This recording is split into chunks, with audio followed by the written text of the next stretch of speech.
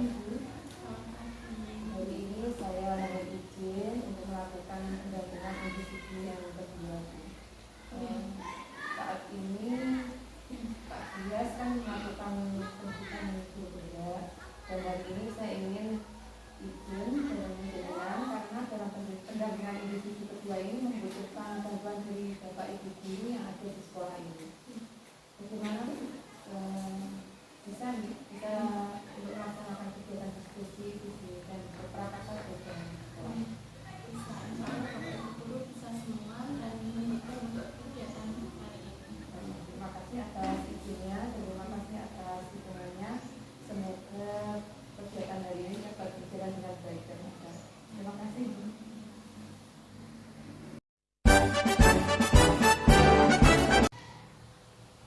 Selamat pagi Pak Dias. Selamat pagi.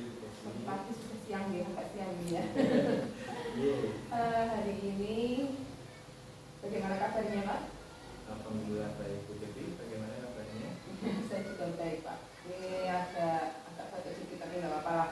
Memang kegiatannya padat merayap, kita harus bisa membagi waktu. Kita lakukan pendampingan hari ini berbeda dengan yang kemarin Pak.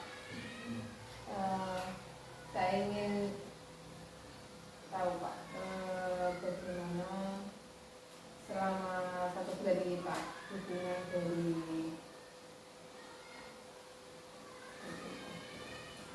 saya jelaskan dulu tema pendampingan kali ini Pak ya.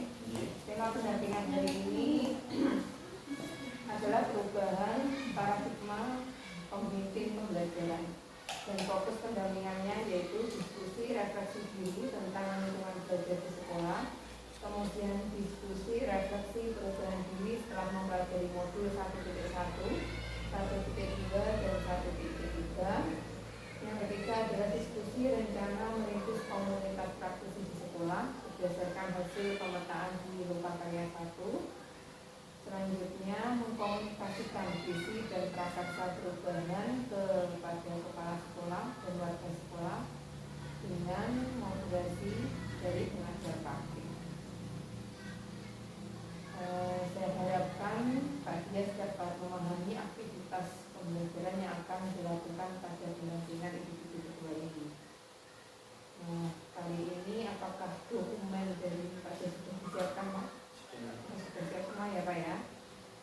Selanjutnya saya ingin tahu Pak, proses kegiatan yang sudah berjalan selama 1 bulan terakhir ini, pembelajaran daring bagaimana Pak? Apakah ada Alhamdulillah sejauh ini pembelajaran daring berjalan dengan lancar. Bapak Mas Ibu Bapak juga berperan aktif dalam mengingatkan setiap tugas. Sekarang saya sudah menginjak modul 1.4 di mana ketika saya buka dashboard sudah 30%. Wah, sudah sepertiga jalan. Di mana saya merasa kemarin itu masih 1, 2 sampai 10%. Tiba-tiba saya kemarin buka dashboard sudah 30%. Tidak terasa untuk modul 1.4 ini agak sedikit berbeda Bu Devi, karena memang tugasnya banyak sekali. Selain itu biasanya kita dimulai dari diri itu hanya ada sekitar 15 sampai 20 poin, tapi untuk modul 1.4 ini saya total ada 80 poin lagi. Luar biasa, ada 80 poin yang harus saya kerjakan berhubungan dengan prakarsa perubahan dan juga sehubungan dengan bagaimana terciptanya suatu visi dalam sekolah. Jadi saya merasa sedikit tantangan di 1 bulan terakhir khususnya Bu, karena memang kita ditantang, kita di-challenge untuk bisa membagi waktu lebih baik lagi dari sebelumnya. Begitu Bu.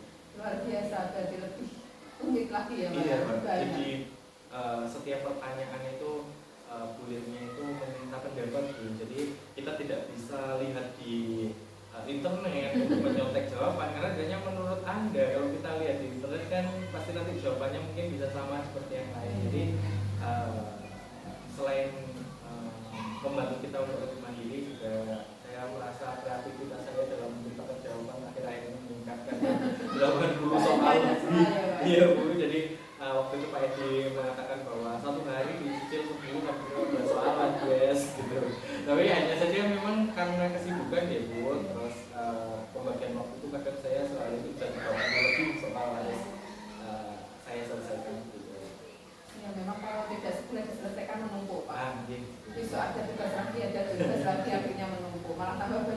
pusing nantinya. Iya, dari pendampingan individu kemarin Pak, individu satu itu bagaimana tindak lanjut dari pendampingan individu kemarin? Setelah jalankan kunjungi ke sini Bu, banyak sekali hasil kesimpulan dan refleksi yang saya terapkan dan alhamdulillah memang berdampak baik. Saya mendapat indikasi dampak baik tersebut karena memang antusias anak-anak juga meningkat di kelas saya khususnya. Saya rasa juga kolaborasi dengan teman, terbukti hari ini semua teman-teman saya mau mendampingi saya, itu juga salah satu hasil dari diskusi BI satu tentang kolaborasi bersama rekan sejawat. Dan saya merasa bersyukur bahkan Ibu Kepala Staf sudah mendukung dengan maksimal pada saya. Jadi saya merasa PI 1 kemarin bersama Bu itu memberikan dampak yang luar biasa. Ya. Saya sangat senang sekali di sini semuanya mendukung Pak Dias dan pembelajaran di kelas juga bertambah meningkat ya Pak, antusiasnya anak-anak juga sangat bagus sekali. Nah saya juga ingin tahu Pak capaian Pak Dias ketika mengikuti pembelajaran dari BLMS karena banyaknya soal ini bagaimana, apakah ada tantangan tersendiri atau ada kendala yang lainnya, bisa diceritakan? Tentunya iya Bu, jadi di LMS tersebut itu sebenarnya mulai dari diri kita diminta untuk memberi komentar di setiap postingan. Jadi ada poin-poin di mana teman-teman itu berlomba-lomba untuk siapa yang lebih dulu dan siapa yang lebih dulu. Satu sama lain itu memaparkan sesuatu yang siapa yang lebih dulu memaparkan pendapat A, maka yang lain juga harus mencari pendapat B, C dan seterusnya. Semakin kita lambat, semakin kita belakang, maka kita akan sulit mencari pendapat karena sudah iya karena sudah ada di atasnya. Jadi ketika contoh saja ketika kita membahas baja, teman-teman itu sudah mendapatkan literasi atau informasi tentang baja yang sudah mereka tuliskan itu. Di bawah kita nggak mungkin kombinasi jawaban dengan jawaban yang sama walaupun itu jawaban yang benar, tapi kita bisa pakai metode amati, tiru, modifikasi, tapi dengan sudut pandang kita sendiri. Jadi bagi saya tantangan terbesar adalah forcing diri agar kita harus berada di posisi awal supaya kita nanti tidak bingung cari referensi jawaban yang sesuai gitu. Sangat bagus sekali ya Pak ya, ternyata PLMS itu berlomba-lomba ingin segera menyelesaikan yang lebih dulu. Karena gini Pak, kalau saya dulu ya Pak, ketika mengerjakan di LMS itu harus semuanya itu terisi.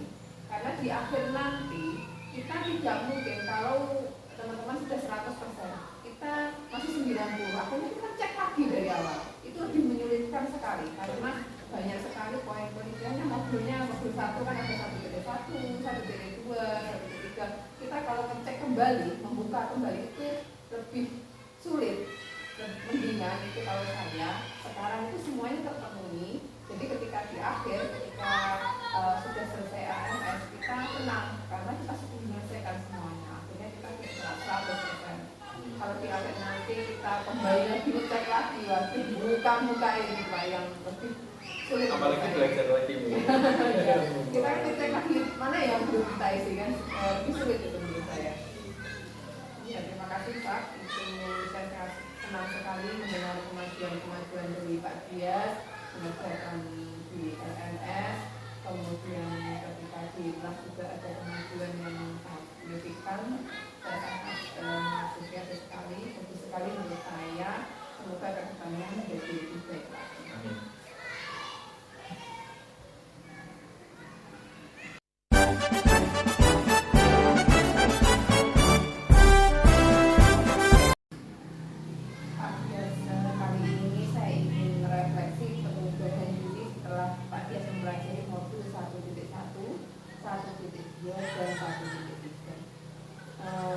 Terkait perubahan yang Pak Dias rasakan setelah mempelajari modul tersebut. Apa saja Pak yang sudah Pak Dias pelajari pada modul 1.1, 1.2 dan 1.3? Sebenarnya secara garis besar ya Bu, korelasi antara modul 1.1 sampai dengan 1.3 itu sangat erat. Sama kaitannya dengan ketika kita belajar angka dulu, kita belajar penjumlahan, pengurangan, kalian baru akhirnya pembagian.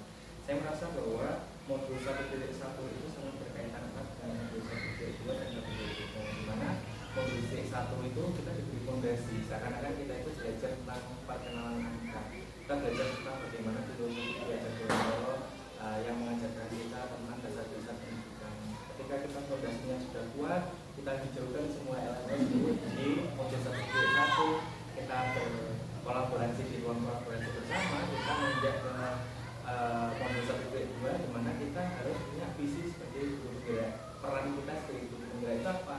Setelah kita tahu modal kita sebagai pendidik, peran kita apa? Nah, itu sama halnya seperti kita sedang melakukan pembunuhan. Ketika kita sudah mengenal angka, kita coba jumlahkan bagaimana aplikasinya jika ditambah jadi kurang serta aplikasinya dalam kehidupan sehari-hari. Jadi modul 1.3 tentang perubahan, paksa perubahan. Maka setelah kita tahu tentang kita memiliki visi apa yang perlu kita ubah. Jadi saya merasa modul 1 sampai dengan modul 1.3 itu adalah suatu korelasi hubungan di mana tidak bisa terpecahkan. Mereka itu menjadi satu kesatuan yang utuh. Saya kadang berpikir kenapa kok harus dijadikan 1.1, 1.2. Ternyata setelah saya refleksikan pada diri kita, oh ternyata manusia lahir pun pertama pun juga organ yang terbentuk pertama, organ yang terbentuk organ yang kedua baru ditiupkan ruh oleh Allah. Itu sama halnya dengan capaian yang saya dapat di modul 1 sampai 1.3, di mana pengaplikasiannya pun tidak hanya di LMS, tapi saya juga sering menceritakan kepada peserta didik saya di perihal dia kenapa sih kok akhir-akhir ini kok ngasih sticky note gitu. Saya akhir-akhir ini terinspirasi dari Loka Karya, saya beli banyak sticky note itu saya kasih ke anak-anak saya, sama seperti dulu. Makanya saya suka kalau anak-anak itu cerita, mencurahkan apa yang mereka alami. Jadi ketika saya bertanya bagaimana anak-anak hari ini kalian belajar senang atau tidak, mereka mau tidak mau menjawab senang, tapi saya tidak punya data mereka keseluruhan. Akhir-akhir ini ketika refleksi penutupan kelas, saya selalu bilang anak-anak banyak membagikan sticky note. Sekarang tidak usah lihat jawaban pertanyaan, tuliskan perasaan kamu hari ini berapa. Jadi saya dapat 20 perasaan di hari yang sama. Beda halnya sebelumnya saya hanya menanyakan senang atau tidak. Senang saya hanya mendapatkan satu perasaan bersama. Ketika nanti saya dapat 20 perasaan yang berbeda, saya bisa menanyakan bagi diri saya. Jadi banyak sekali perubahan yang saya dapat dari modul 1.2. Memang dalam pembelajaran negeri ini dilakukan secara bertahap. Intinya kalau tingkatan kita buat dulu, kemudian naik ke atasnya lagi, kemudian naik ke atasnya lagi. Ya, terima kasih Pak Dias. Selanjutnya, apakah Pak Dias sudah mengimplementasikan di kelas Pak Dias? Secara tidak langsung sebenarnya dulu itu ada dasar-dasarnya, tetapi implementasi secara langsungnya itu memang baru setelah saya ikut guru. Jadi banyak sekali hal-hal yang sudah saya implementasikan. Bisa dicontohkan Pak apa yang salah satunya? Banyak sekali Bu. Jadi kadang ketika saya masuk kelas sebelum untuk guru saya sudah menyimak hari ini belajar ini, bab ini, materi ini, jam ini sampai jam ini. Tapi sekarang saya lebih melakukan penawaran ke anak-anak, kita di tema ini materinya ini, kamu mau belajar ini mana dulu? Saya lebih fleksibel, sekarang jauh lebih fleksibel dalam pembelajaran kita.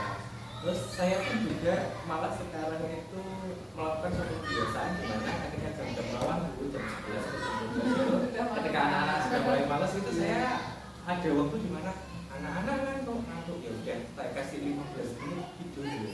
Saya itu jadi lebih fleksibel karena saya merasa bahwa apa yang diajarin dari orang-orang tentang keberpihakan pada murid itu tidak semata-mata hanya memberikan ilmu, entah mereka telan atau tidak. Dan saya merasa kalau dalam keadaan capek itu anak-anak itu ya ilmunya nggak masuk gitu. Nggak maksimal. Iya, nggak maksimal. Itu sekarang saya merasa implementasi yang saya dapatkan di kelas saya aplikasikan dengan anak-anak. Kurang lebihnya contoh seperti ini. Yang sangat menginspirasi sekali Pak, karena memang kalau kita sudah capek itu seperti kalau gelas itu kan sudah penuh, isi apapun dia tumpah ya. Karena kalau sudah capek itu nggak bisa masuk, karena masih belum capek. Betul sekali. Menurut saya ya betul sekali Pak. Nah, Pak Dias, ketika murid tersebut berbeda dengan kemarin ya Pak ya. Bagaimana respon dari diri? Saya merasa anak-anak senang Bu, karena memang selama ini itu sering di jam-jam rawan itu contohnya yang tadi anak-anak itu mengharus capek. Yang paling saya ingat sampai sekarang adalah saya mulai 2 tahun ini tidak memasang jam dinding di bawah. Karena saya merasa ketika saya memasang jam dinding di bawah, anak-anak itu setiap yang pulang itu selalu lihat jam. Merasa diawasi oleh jam dinding. Benar, terus kok gak pulang-pulang ya. Saya itu ingin menciptakan suasana di mana gak merasa harus mulai ya. Kok cuma dia belajar sama Pak Dias. Nah, saya itu ingin menciptakan suasana itu. Jadi sugesti jam dinding kalau sudah kita mengamati di kelas saya tidak ada jam dinding karena saya merasa itu membantu saya dalam mempraktikkan atau mengaplikasikan apa yang jadi tujuan saya. Jadi saya bertujuan, saya itu pengen anak-anak itu tadi biasanya belajar sama Pak Dias itu belajar apa? Bermain Bu. Nah, saya itu pengen anak-anak menjawab itu. Saya nggak ingin anak-anak belajar IPA, belajar matematika. Senang sekali pelajaran IPA. Saya pengennya anak-anak itu belajar apa? Belajar bermain. Kalau sama Pak Dias biasanya bermain, padahal di balik permainan itu ada nilai-nilai pembelajaran yang saya rasa efektif untuk mereka. Jadi kalau ditanya bagaimana respon anak-anak, justru senang. Mana ada sekolah terus minta tidur itu kan jarang itu. Sebenarnya ada tapi mungkin masih jarang. Jadi kalau Bu Dewi tadi sempat melihat di kelas saya di atas almari itu ada kasur lipat, ada bantal-bantal. Nanti Bu Dewi kalau pindah ke kelas saya lagi nanti lihat di situ ada kasur, ada bantal. Memang saya siapkan anak-anak kalau capek kita adakan rest time namanya. Jadi kita melakukan itu. Responnya apa? Sekali ya Pak. Saya senang sekali Pak. Ternyata anak-anak responnya bagus, baik, dan bisa mengikuti pembelajaran yang diberikan oleh Pak Dias. Begini Pak, setelah mengikuti pembelajaran masih 1.1, 1.2, dan 1.3, bagaimana perasaan Pak Dias? Perasaannya yang pertama lega karena sudah 30%. Artinya kurang sebentar lagi ya Bu, 50% enggak. Saya tidak menyangka sebenarnya dari awal ikut program ini sebenarnya saya berbalik pada kata ketidaksangkaan saya karena teman-teman yang barengan daftar dengan saya itu kan sebenarnya mereka sudah lebih well prepare mempersiapkan jauh lebih baik dari saya gitu. Saya hanya nanti tulus saja Bu, hanya ya sudah mempasangkan semua ikhlas lah modalnya. Kalau saya ditanya kok bisa lulus kemarin itu karena apa ya, ini ikhlas saja mengalir jawab apa adanya. Jadi kalau ditanya perasaan sejauh ini ya senang, ya bangga pada diri saya sendiri, ya sedih karena barusan saya mendapat musibah Ibu. Kebetulan saya lebih disayangi oleh Allah, sekarang kebahagiaan di sana sudah datang lagi. Jadi kalau ditanya perasaannya sekarang bercampur aduk.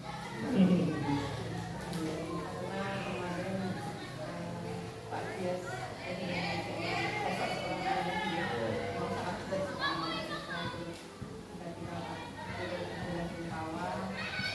Memang kehilangan orang yang kita sayang itu benar-benar Rasanya kayak kehilangan tanduk Bu Dewi. Iya, sangat berat sekali.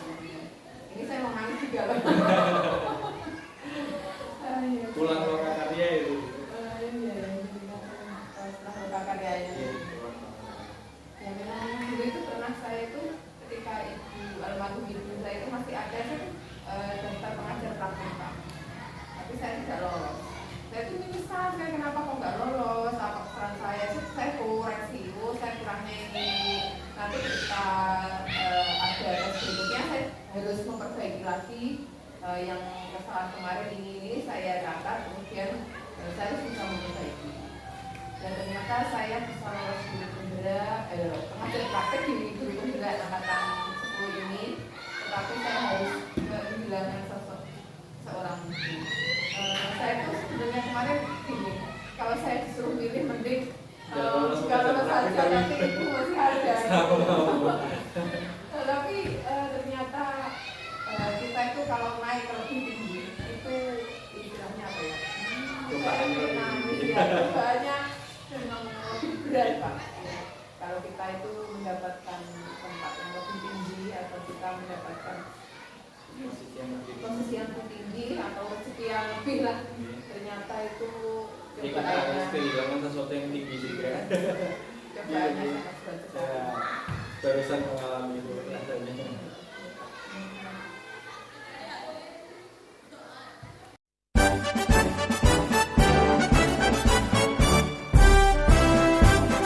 Tak terasa Pak ya, kita sudah melakukan diskusi dan kita belajar di akhir pendampingan ini.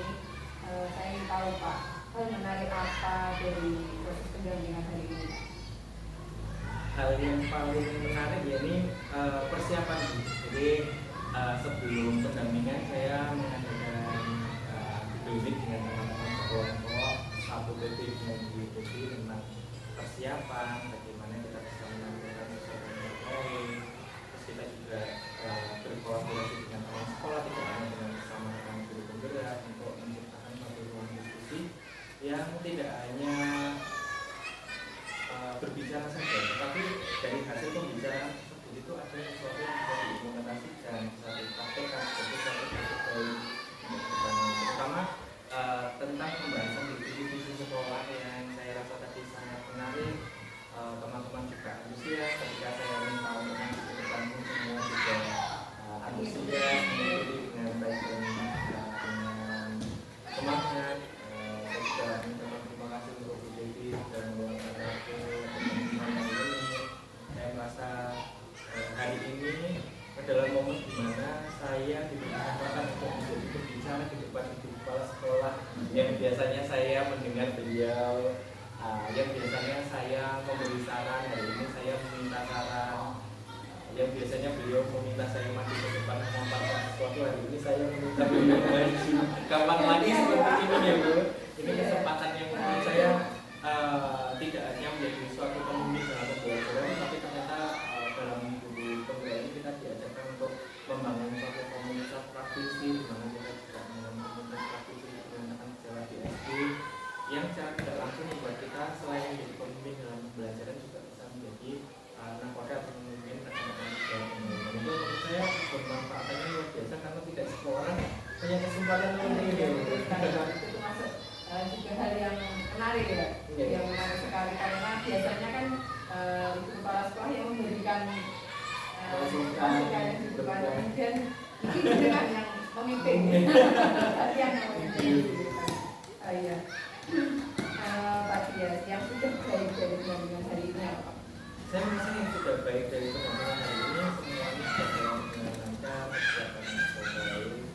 Tentang alokasi waktu tadi ketika lihat video saya lihat juga waktunya tidak kurang dan tidak molor, Pas ya Pak ya? 1 jam seperti yang di LMS. Jadi saya merasa memiliki waktu yang cukup diluangkan untuk diskusi hari ini berjalan sesuai dengan waktu yang sudah ditetapkan. Jadi itu hal yang menurut saya perlu dipertahankan.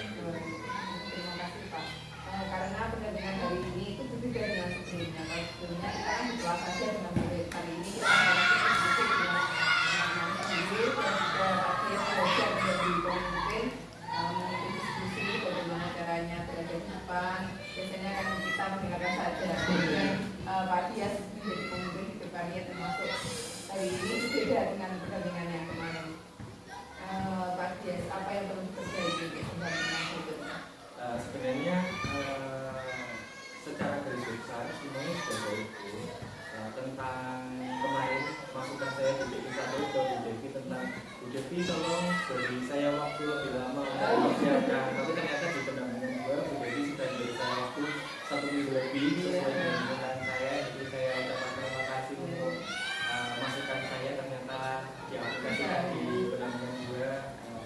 Saya merasa sangat senang Bu karena persiapannya banyak. Hanya saja memang kemarin saya harus ada acara, jadi persiapan masih belum maksimal, tapi saya usahakan di pendampingan selanjutnya.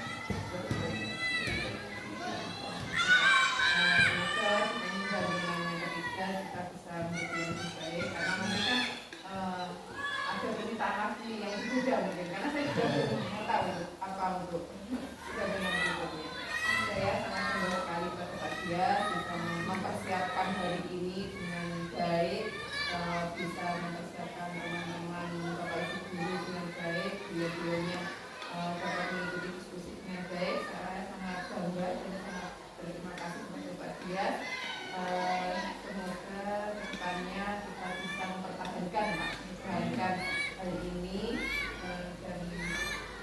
menyelesaikan pendidikan guru tunggal ini dengan baik.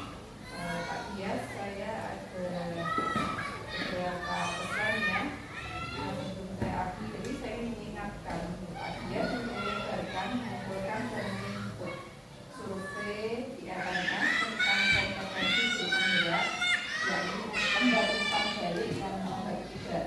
Masukan tiga. Kegiatan ini dilakukan 1 minggu sebelum pelaksanaan pendampingan individu ketiga. Yang harus dilakukan Pak Dias sebagai calon guru penggerak yaitu yang pertama menyebarkan di seluruh survei lembar umpan balik sesuai peran dan jenjang yang diatur oleh Pak Dias dengan responden kepala sekolah, rekan guru yang berjumlah 5 orang serta perwakilan murid 5 orang. Dan juga Pak Dias mengisi lembar asesmen mandiri kompetensi guru penggerak. Pak Dias juga diharapkan membuat refleksi tertulis terkait umpan balik dari para responden sehasil asesmen mandiri. Refleksi ini kemudian diunggah di